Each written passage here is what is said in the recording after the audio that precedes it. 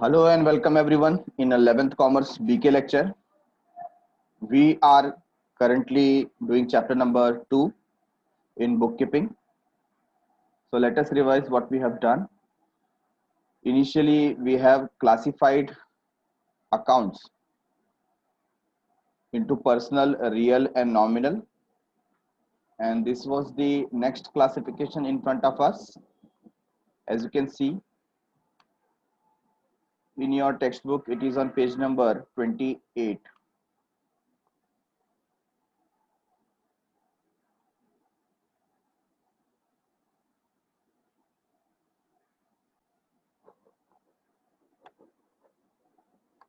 So this is the modern approach. Earlier we have seen कि जो भी particular transaction होता है उसमें हम 2 अकाउंटिंग एस्पेक्ट देखते हैं and we derive 2 accounts out of that, and that account is classified into personal, real and nominal, and accordingly we decide their rule, what is to be debited, what is to be credited, right? But यहाँ पर एक हम modern approach देख रहे हैं और जिसके through भी हम डेबिट और क्रेडिट मार्क कर सकते हैं. Just like you have assets, liabilities, capital, revenue and gains and expenses and losses. ठीक है, तो कोई भी एक पर्टिकुलर ट्रांजेक्शन में when you find an account, तो वो अकाउंट आपको देखना है whether it is an asset और इट इज एन लायबिलिटी, या कैपिटल है, रेवेन्यू एंड गेन है, एक्सपेंसेस है. बराबर है. तो असेट में क्या आ गया? All tangible and intangible asset, machinery, building, goodwill, furniture, जो भी हमारी प्रॉपर्टी है, whether it is cash, cash in bank, equipment, premises, building, है ना, एवरीथिंग. तो ये किस में आ जाएगा? असेट में आ जाएगा. लायबिलिटीज में जो हमारे ऊपर क्या है? कर्जा है जो हमें पे करना है, payable. Creditor is there, bank overdraft, bank loan, outstanding expenses. Then in the capital, capital में क्या आ जाता है? जहां कहीं भी प्रोपराइटर से हमें कैपिटल रिसीव हो रहा है वो, प्लस यहां पर आप देख रहे हैं किसी ट्रेडर का नाम है, तो उसको भी हम कहां पर पुट कर रहे हैं? कैपिटल अकाउंट में पुट कर रहे हैं. Okay. Revenue and gains means हम यहाँ पर इनकम की बात कर रहे हैं, बेनिफिट की बात कर रहे हैं, प्रॉफिट की बात कर रहे हैं. तो कमीशन रिसीव्ड इनकम है, dividend received, rent received, interest received, this all are what? Income. और कोई भी प्रॉफिट हमें होता है तो हमें यहाँ पर लिखना है. Expenses and losses, wages, audit fees, loss by fire, printing, stationery. तो कुछ क्वेश्चन हमने इसके ऊपर लिए हुए थे, तो एक बार उन क्वेश्चंस को हम लोग गो थ्रू कर लेते हैं.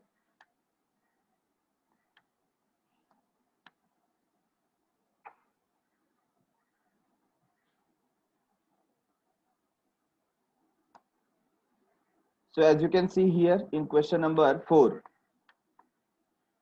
उन्होंने हमें क्या क्राइटेरिया दिया है? यहाँ पर एक क्राइटेरिया मिसिंग रखा है, दैट इज कैपिटल. तो asset, liability, income and expenditure, ये क्राइटेरिया में हमको क्या करना है? उसको बाइफरगेट करना है. फॉर एग्जांपल प्रीपेड रेंट, तो रेंट क्या है? यहाँ पर प्रीपेड है. प्रीपेड मतलब पेड इन एडवांस, हमने ज्यादा पे किया है. ठीक है ना, तो ज्यादा पे किया है तो ये हमारे लिए क्या हो जाएगा? असेट. क्या हो जाएगा? Asset. Then we have salary. Salary is what? Salary is expense, तो हम उसे कहां पुट करेंगे? एक्सपेंडिचर में. बैंक लोन, बैंक लोन क्या है? बैंक लोन ये एक लायबिलिटी है, पे करना बाकी है. ठीक है.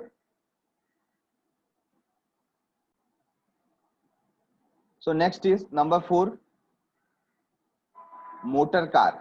मोटर कार क्या है? एसेट है. रेंट पेएबल, पेएबल पे करना बाकी है, बाकी है तो क्या हो जाएगा? Liability. Bad debts, bad debts क्या होता है? तो हमने देखिए डेटर करके पढ़ा हुआ था, और डेटर जब हमें पैसा देने से मना कर देता है तो हम उसे क्या कहते हैं? हम उसे कहते हैं बैड डेट्स. मतलब हमारा ऐसा अमाउंट जो हमें मिलने वाला था, अब सामने वाले ने ना बोल दिया कि वो हमें पैसा नहीं देगा, है ना. तो ये हमारे लिए क्या है? ये हमारे लिए लॉस है. और लॉस उसको हम कहां पे पुट कर देंगे? एक्सपेंडिचर में. Right.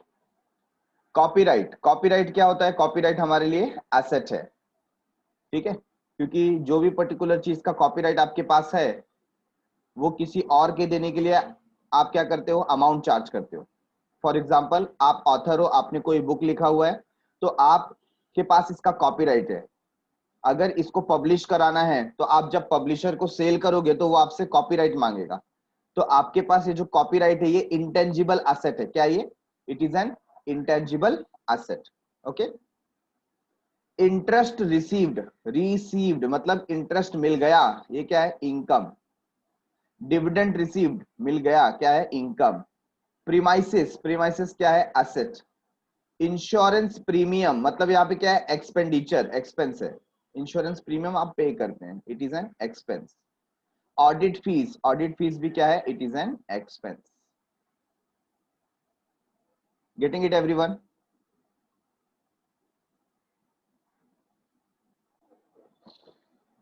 So this is the question number 5 in front of us. एक एक करके हम इसमें देखेंगे।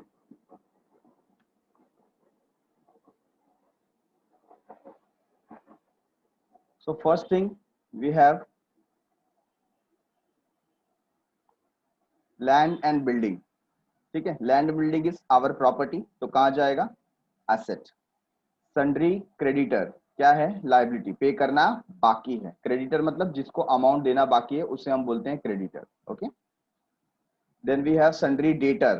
सन्ड्री डेटर मतलब जिससे पैसे लेना बाकी है, पैसे लेना बाकी है तो वो हमारा क्या है? एसेट है। Okay. Discount received, discount receive मतलब हमें बेनिफिट मिला है, तो ये हमारे लिए क्या है? Income, income. Interest on fixed deposit, हमने कोई फिक्स्ड डिपॉजिट किया था, उस पे इंटरेस्ट मिला, ये भी हमारे लिए क्या है? Income. Printing and stationery, printing and stationery का खर्चा हो गया, एक्सपेंस में आ जाएगा। Repairs and maintenance again same, expenditure. Commission received, received है इसलिए क्या हो जाएगा? कमीशन आपको मिला, it's an income. Copyright, copyright इसके पहले वाले सब में हमने देखा था, ये क्या है? Intangible asset. Interest received, interest मिला, income. Bills receivable, bills receivable ये क्या होता है? बिल्स रिसीवेबल जैसे डेटर होता है, डेटर से पैसा आना बाकी है, सिमिलरली बिल्स रिसीवेबल भी होता है, उससे पैसा आना बाकी है। डिफरेंस क्या है? इसके अंदर एक हमारा एग्रीमेंट साइन होता है जिसे हम बिल्स ऑफ एक्सचेंज बोलते हैं। क्या बोलते हैं? Bills of exchange. तो यहां पर डेट फिक्स होता है, तो इसको भी क्या ट्रीट करेंगे? Asset. Okay. Then we have goodwill, goodwill is intangible asset. Name, fame और reputation of the business organisation which have market value is known as goodwill. Okay. Bills payable, तो जैसे बिल्स रिसीवेबल है, पैसा आना बाकी है, वैसे बिल्स पेबल मतलब पैसा देना बाकी है, तो ये क्रेडिटर के जैसा ट्रीट होगा, तो लायबिलिटी में जाएगा। बैंक ओवरड्राफ्ट, बैंक से आपने ज्यादा पैसे निकाल लिए तो वो माइनस फिगर में चला गया। करंट अकाउंट होल्डर्स को, जो बिजनेसमैन होते हैं, उनको करंट अकाउंट की फैसिलिटी मिलती है बैंक में, और बैंक में उनके पास जो बैलेंस है उससे ज्यादा पैसे वो विड्रॉ कर सकते हैं। फॉर एग्जाम्पल, सपोज बैंक में 50,000 रुपीज है और आपको पैसों की जरूरत थी, एंड आपने 70,000 रुपीज विड्रॉ कर लिया। कितना विड्रॉ कर लिया? 70,000। मतलब अब आपके बैंक में कितना अमाउंट है? -20,000, माइनस फिगर में चला गया। तो ये जो -20,000 है, इसको हम क्या बोलेंगे? इसको हम बोलेंगे bank overdraft, bank overdraft. Getting it everyone? तो ये भी हमारे लिए क्या है? लायबिलिटी। कैश एट बैंक, ऐसा पैसा जो हमने अपने बैंक में रखा हुआ है, तो चाहे घर पे रखा हो, बिजनेस में रखा हो, बैंक में रखा हो, कैश तो क्या है? एसेट है। कैरियज, कैरियज मतलब जो कैरिंग चार्जेस होता है ट्रांसपोर्टेशन का, तो उसे हम कहां पुट करेंगे? एक्सपेंडिचर में। Bank loan liability. Computer asset. Discount allowed expenditure. Freight, freight भी क्या होता है? जो आपका ट्रांसपोर्टेशन होता है, just like carriage, carriage and freight, both are same, ठीक है। तो ये भी क्या हो गया, एक्सपेंस। अमित्स कैपिटल, अब देखो इसमें अलग से कैपिटल दिया हुआ है ना, तो आपको इसको कहां पुट करना है, कैपिटल में पुट करना है, okay. Live stock, live stock क्या होता है, देखो बहुत सारे बिजनेस ऐसे होते हैं जहां पर हमको एनिमल्स को रखना पड़ता है ना, जैसे पोल्ट्री फार्म होता है, कुक्कुट पालन है ना, मुर्गियां रखनी पड़ती हैं ताकि वो उनसे हम जो एग डेवलप होता है वो एग हम मार्केट में सेल कर सके, तो वो जो मुर्गियां है वो हमारे लिए क्या है, लाइव स्टॉक। फिर जैसे जिनका मिल्क का बिजनेस होता है कि नहीं, तो मिल्क के बिजनेस वाले काउस एंड बफेलोज वो रखते हैं। फिर जैसे हॉर्स राइडर्स जो होते हैं वो हॉर्सेस को रखते हैं, है कि नहीं, तो ये लाइव स्टॉक है। कुछ लोग पिग को रखते हैं पशुपालन के रूप में, है ना, तो वो सब उनके लिए क्या है, लाइव स्टॉक। तो इस लाइव स्टॉक को भी क्या समझा जाता है, एसेट। क्या समझा जाता है, asset, because they are live, तो लाइव स्टॉक बोला जाता है, ओके। रेंट रिसीव्ड, ये क्या है, इनकम, आपको रेंट मिला, इनकम है। आउटस्टैंडिंग रेंट, आउटस्टैंडिंग मतलब मिलना बाकी है, तो मिलना बाकी है। अब यहां पर आउटस्टैंडिंग रेंट मतलब कैसा हो जाता है, ये पे करना बाकी है या मिलना बाकी है, इसमें एक डाउट है। तो जनरली आउटस्टैंडिंग हम क्या समझते हैं, payable.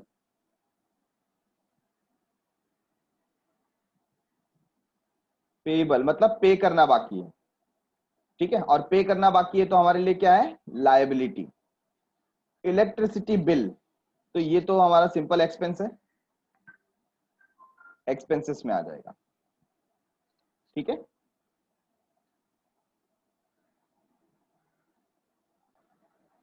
Now we are taking next illustration which is in front of you.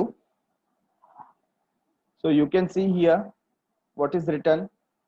Analysis of the transaction by applying rule of debit and credit. कौन सा अप्रोच हमको यूज करना है, ट्रेडिशनल अप्रोच। तो ट्रेडिशनल अप्रोच कौन सा है, पर्सनल, रियल, नॉमिनल, ये जो कंसेप्ट में हम जाते हैं वो है ट्रेडिशनल अप्रोच, ठीक है। तो एक एक करके देखते हैं हम लोग। यहाँ पर सबसे पहला जो ट्रांजेक्शन हमको यहाँ पर दिया हुआ है, तो देखो हम लोग को एग्जाम में जब ये क्वेश्चन आएगा तो हमको कैसे कॉलम्स ड्रॉ करने हैं, हमको बनाना है ट्रांजेक्शन का column, then we will prepare two aspect effect, third one will be accounts involve, then classification of accounts, rules applied, account to be debited and account to be credited, ठीक है। तो first transaction हमारे सामने है, commenced business with cash 90,000, commence business with cash 90,000। तो इसका जब आपको आंसर देना है तो आप कैसे आंसर देंगे, सो लेट अस से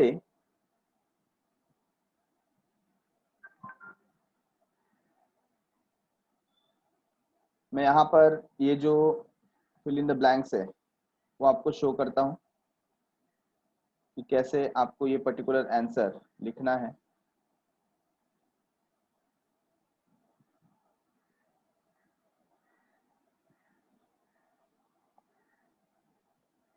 तो सबसे पहले देखिए कमेंस बिजनेस विथ कैश, तो इसमें एक टर्म कौन सा आया, कैश का आया, ठीक है।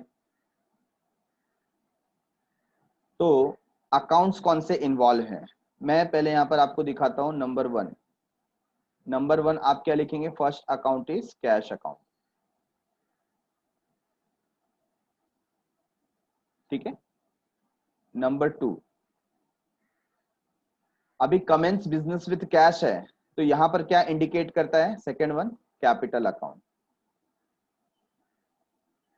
Which account, capital account, right.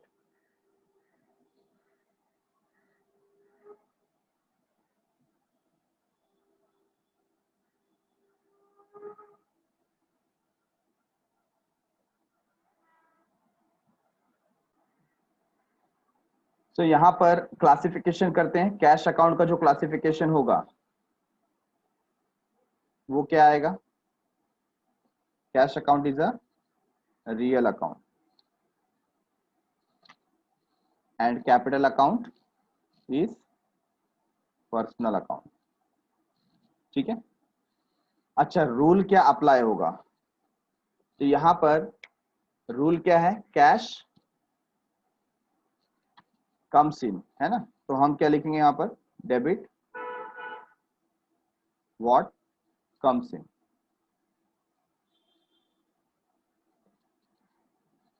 Debit what comes in, बराबर है। और कैपिटल के लिए क्या लिखना पड़ेगा, चूंकि ये पर्सनल अकाउंट है तो आपको क्या दिखाना पड़ेगा, credit the giver, credit the giver, right.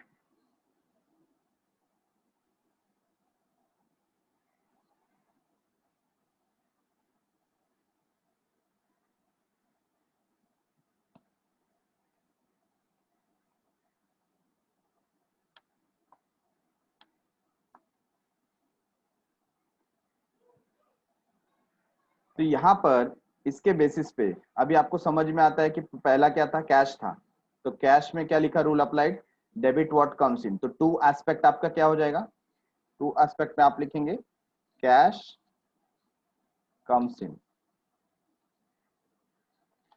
ठीक है। और सेकेंड वन, उसके लिए आपको क्या लिखना है, ओनर इज गिवर,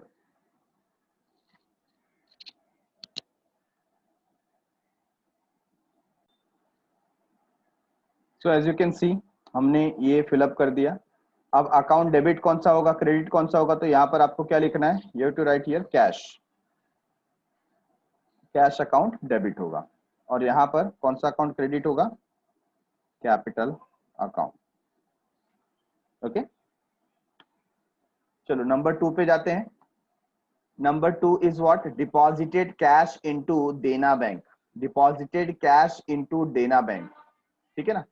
तो यहाँ पर ट्रांजेक्शन क्या हो रहा है, अभी देना बैंक में भी हमारा ही अकाउंट है, बराबर है। तो हमारे पास से कैश जा रहा है, कहां जा रहा है, हमारे अकाउंट में जा रहा है, getting it.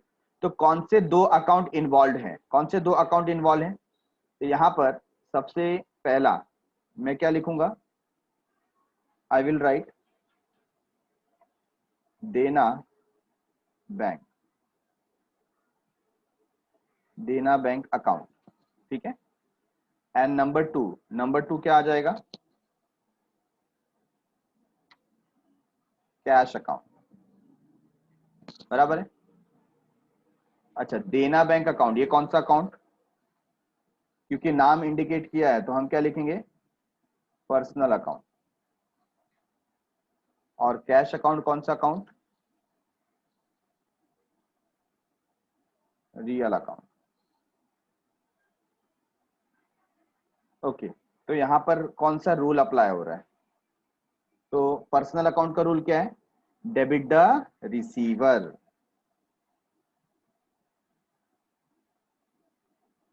Debit the receiver. और रियल अकाउंट का रूल क्या होगा, credit what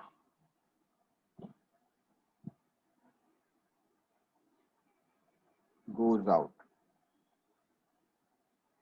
credit what goes out, okay. तो अब यहां पर हम क्या कर रहे हैं, आप देखिए देना बैंक का नाम आया है और हम इसको दोनों को मैच करेंगे, वहां पर लिखा है डेबिट द रिसीवर, तो यहां पर टू एस्पेक्ट क्या हो जाएगा, देना बैंक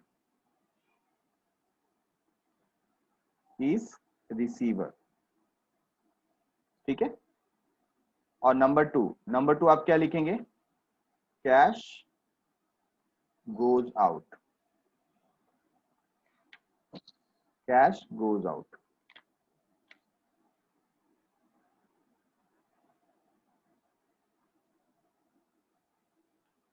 अकॉर्डिंगली यहां पर डेबिट क्या होगा, देना बैंक डेबिट हो जाएगा,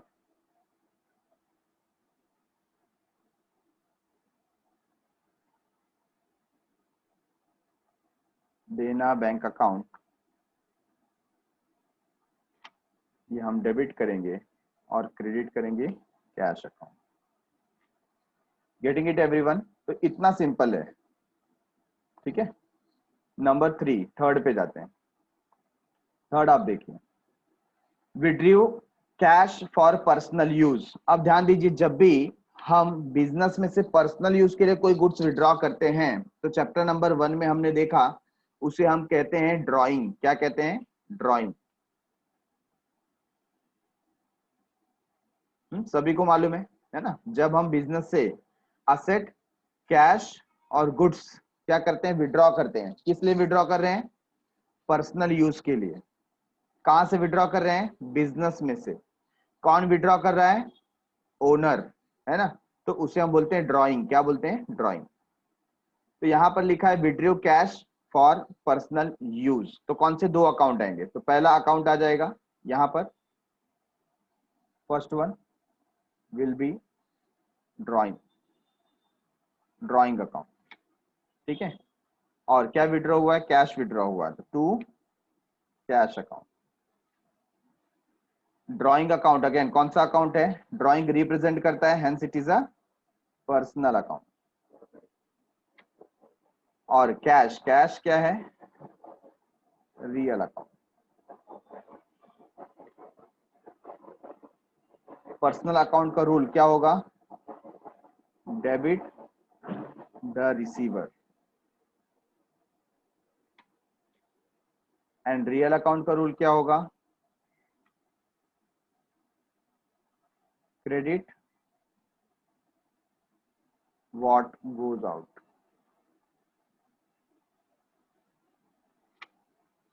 क्रेडिट व्हाट गोज आउट। तो यहां पर आपको मेंशन करना पड़ेगा, है ना? ड्राइंग किसको इंडिकेट कर रहा है? ओनर को। तो हम क्या लिखेंगे? Number one, owner is receiver. Owner is receiver. ठीक है। और नंबर टू क्या लिखेंगे? Cash goes out.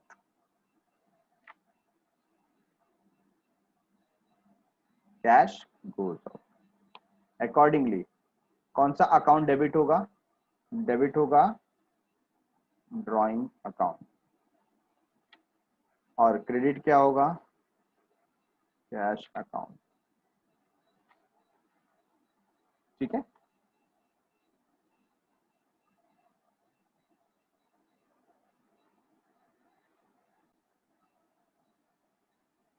चलो 3 ट्रांजेक्शन हमने देखे। Transaction number 4।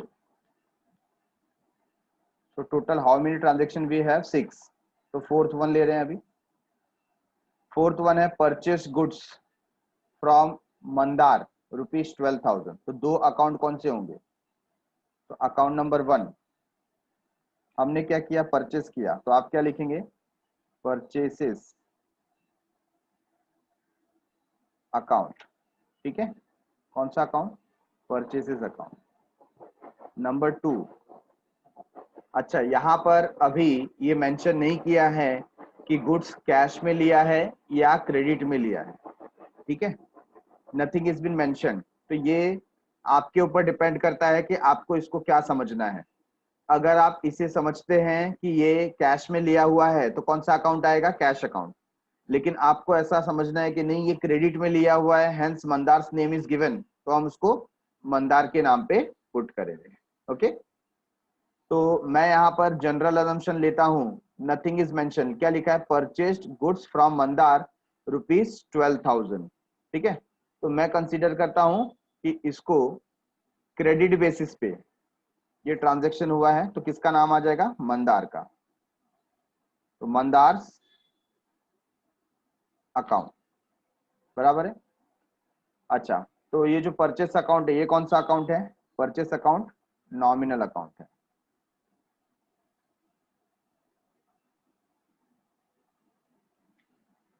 और मंदार का अकाउंट कौन सा अकाउंट है? Personal account. ठीक है। तो यहां पर मैंने क्या एज्यूम किया है वो भी मैं मेंशन कर देता हूं। Assumed on credit. एज्यूम करना मतलब मैंने यहाँ पर ऐसा एक अंदाजा लगाया है, ऐसा एक अजम्पशन लेकर के चल रहा हूं कि ये क्रेडिट बेसिस पे हुआ है, कैश में नहीं हुआ है। ठीक है। अच्छा, तो नॉमिनल अकाउंट का रूल क्या है? नॉमिनल अकाउंट का rule debit all expenses and losses. ठीक है ना। और पर्सनल अकाउंट का रूल क्या है, क्रेडिट द गिवर। तो इस प्रकार टू एस्पेक्ट में फर्स्ट एस्पेक्ट क्या हो जाएगा, purchase is an expense, purchase is an expense. और मंदार के लिए क्या लिखेंगे, Mandar is giver, Mandar is giver. ठीक है, तो कौन सा अकाउंट डेबिट होगा, purchases account will be debited.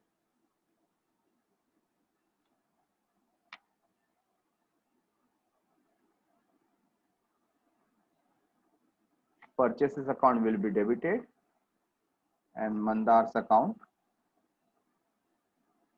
will be credited।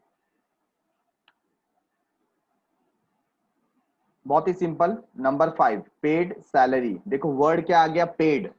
Paid मतलब कैश गया, है ना। तो यहां पर आप फर्स्ट लिखेंगे number 1 salary account and number 2 will be cash account.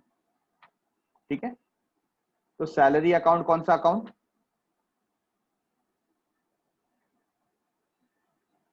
Nominal account. और कैश अकाउंट कौन सा account,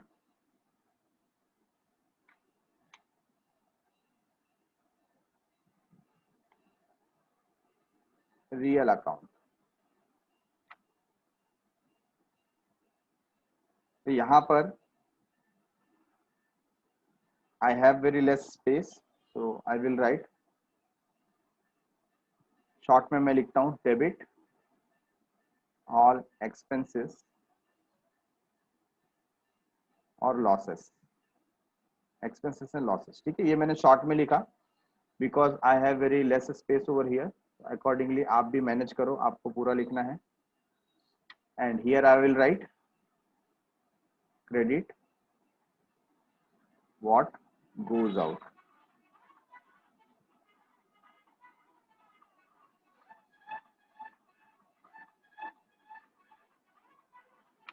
credit what goes out. ठीक है, अच्छा जो टू एस्पेक्ट की बात आ जाती है, नंबर 1, तो टू एस्पेक्ट में आप क्या लिखेंगे यहाँ पर, salary is an expense, salary is an expense. ठीक है, and second one will be cash goes out, cash goes out। ठीक है,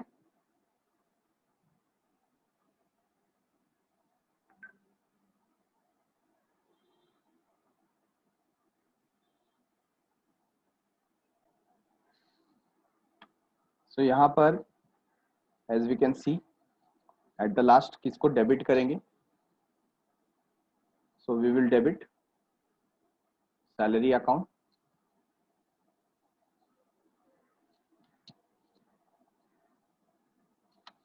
ठीक है, और क्रेडिट करेंगे कैश अकाउंट को।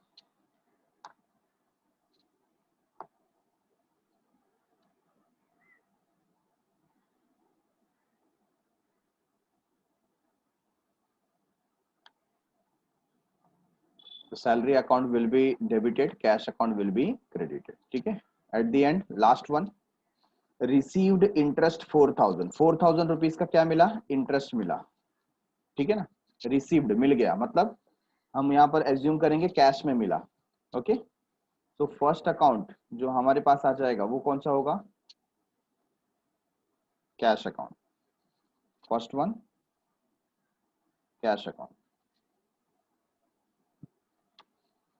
ठीक है, एंड नंबर 2 क्या मिला है, इंटरेस्ट मिला है, तो हम लिखेंगे इंटरेस्ट।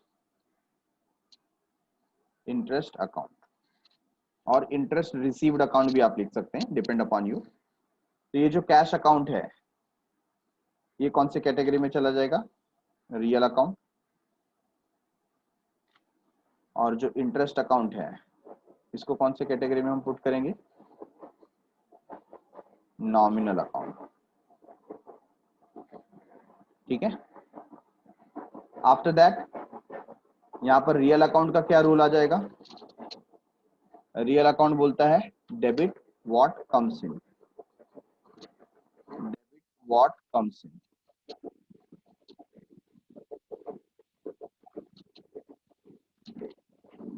और नॉमिनल अकाउंट का क्या रूल है?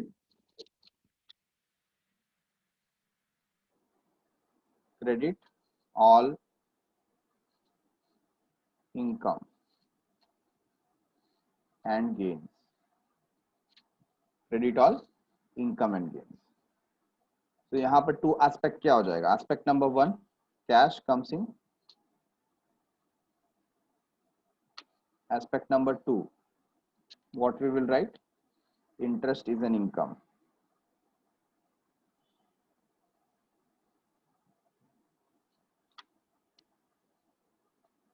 Interest is an income. ठीक है।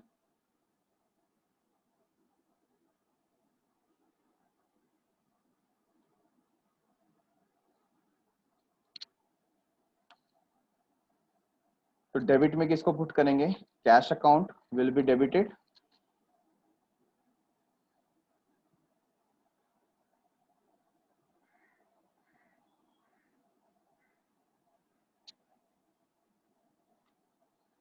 and here we will put interest account.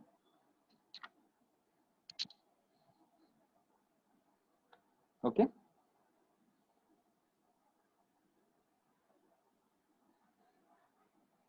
So now you can see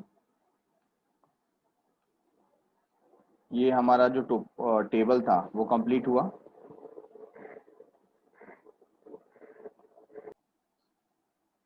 So next topic is classification of account through modern approach.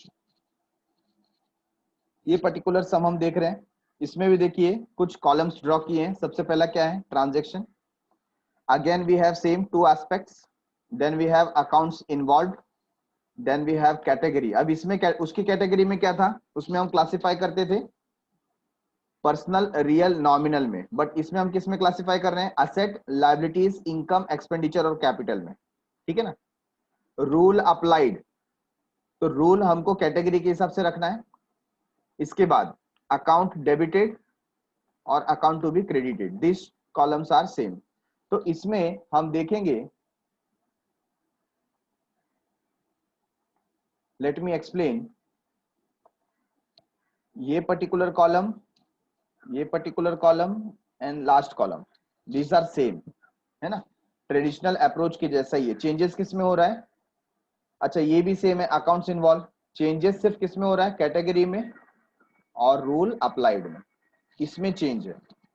ठीक है। तो क्या चेंज है? तो हमको पहले मॉडर्न अप्रोच को समझना पड़ेगा।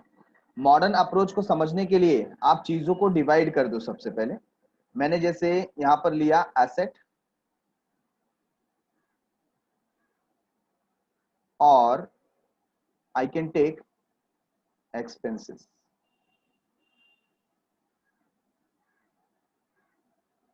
ठीक है। तो ये बात को समझो, asset shows debit balance, repeat it with me, asset shows debit balance, expenses shows debit balance, ये दोनों का डेबिट बैलेंस होता है।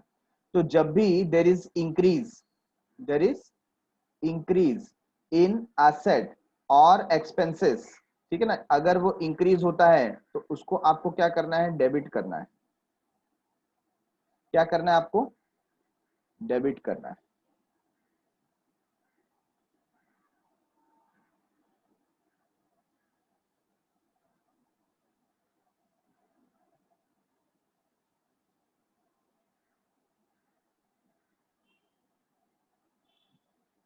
क्या बताया यहाँ पर? क्या हो रहा है? इंक्रीज हो रहा है। क्या इंक्रीज हो रहा है? असेट इंक्रीज हो रहा है और एक्सपेंसेस इंक्रीज हो रहा है।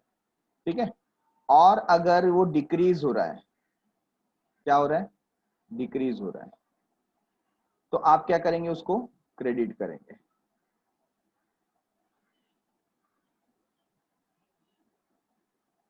कड़ल का। हाँ, सिमिलरली यहां पर हम दूसरा आइटम ले लेते हैं। यहां पर अगर आपके सामने लायबिलिटी है,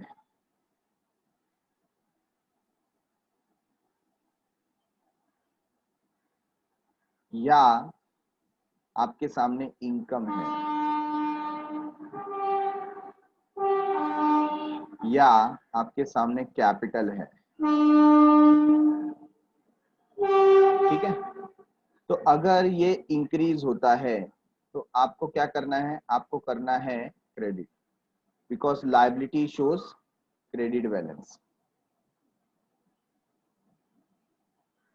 और अगर ये डिक्रीज होता है, ठीक है, तो डिक्रीज होता है तो आप क्या करेंगे, डेबिट।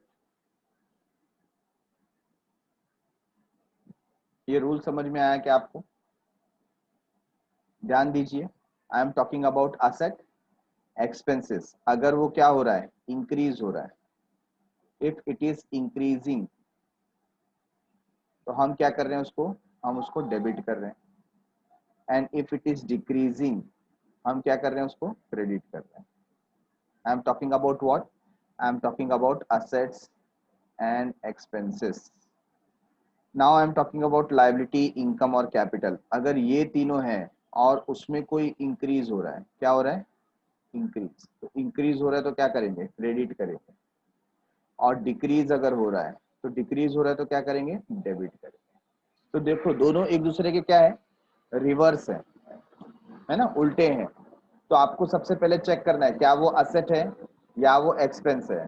और अगर वो इंक्रीज हो रहा है, if it is increasing, then it is debited.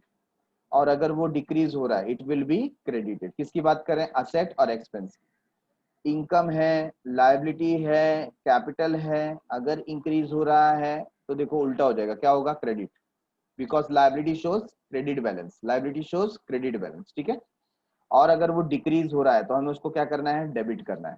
Getting it everyone? So first item what we have, first transaction, Sanjay commenced business with cash ₹70,000। Sanjay ने क्या किया, बिजनेस कमेंस किया, ठीक है। तो सबसे पहले हमारे सामने कौन सा अकाउंट आ जाएगा, cash account. And second account will B capital account, right. तो कैश अकाउंट कौन सा अकाउंट है, cash account is asset.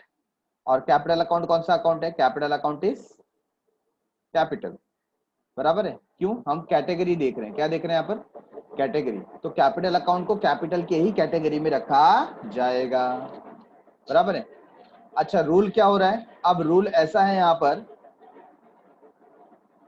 Increase in asset, है ना, कैश बिजनेस में आया मतलब असेट बढ़ा, ठीक है। And capital is also increasing, क्यों, क्योंकि इसको हम लोग कैपिटल ही बोलेंगे, तो कैपिटल भी इंक्रीज हुआ।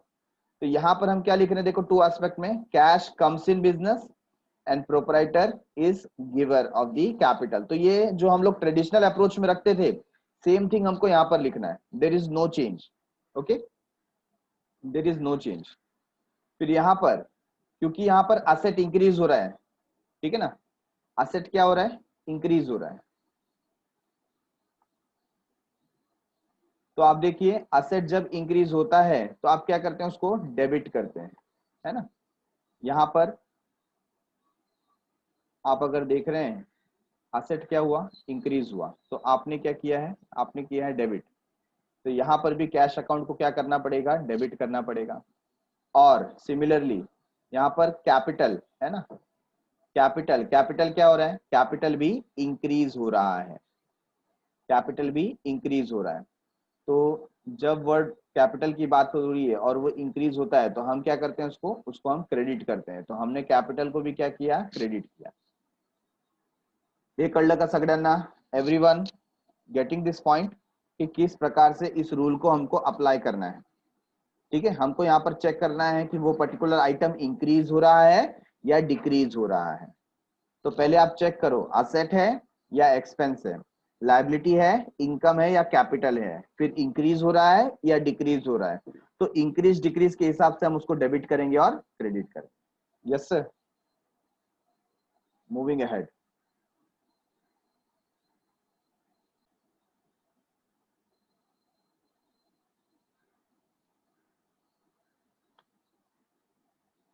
Point number 2, rent paid cash.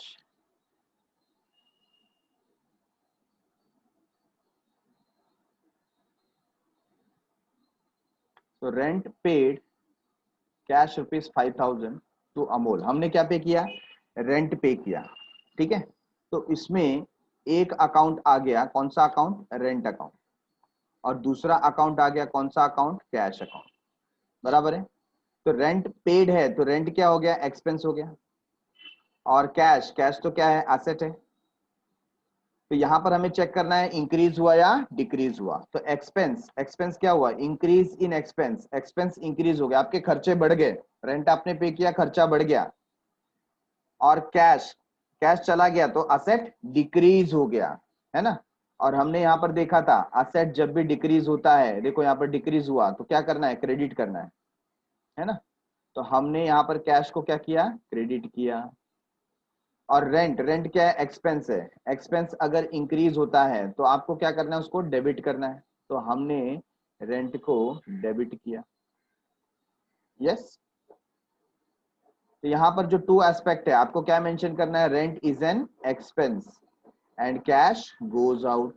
तो ये तो जैसे ट्रेडिशनल अप्रोच में हम करते थे, सिमिलर वे में हमको यहाँ पर मेंशन करना है। ओके।